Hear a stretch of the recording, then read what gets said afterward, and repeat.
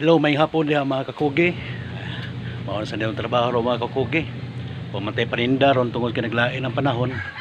Di na napunta sa tong trabaho nga pagpanlaba. Abi nyo mga kakugi, ang pagpanlaba dili ngo nga under ta, kun dili ato lang yung tabangan mga kakugi ang atong kapika sa kinabuhi atong asawa kay aron mugaan pud lang trabaho ba, no?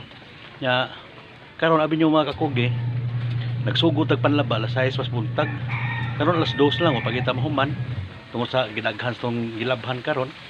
O makita ninyo na ang among balay napuno na ni, mura na ni siya kuan, no? Mura na tindahan so kay ukay ba, pay, no? Daghan kay ni siya nya doon na sa tay mga ugaan ni nakuha ganina.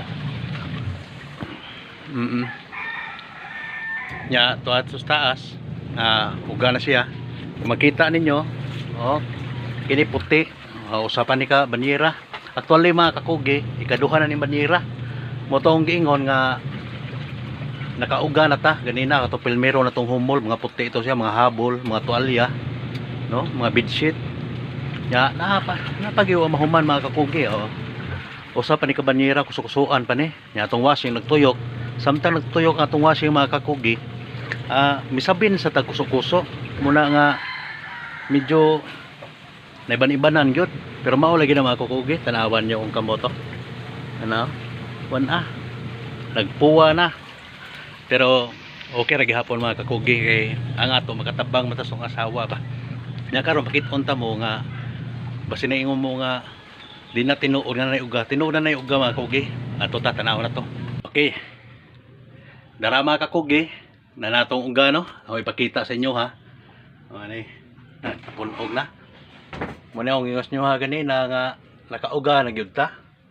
Muna siya ako matualya kini siya mga hapilis kutson, sa duha, tulo, upat, lima, unom, pito, walo, siyam,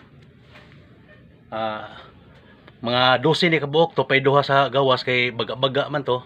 Muna nga dugay pag ito mauga. Wag ito mauga mga kakugi sa init sa panahon, kundili sa kakusog sa hangin. Kaya sa man nga lugdong-lugdong man mga kakugi. Pero agwanta lang.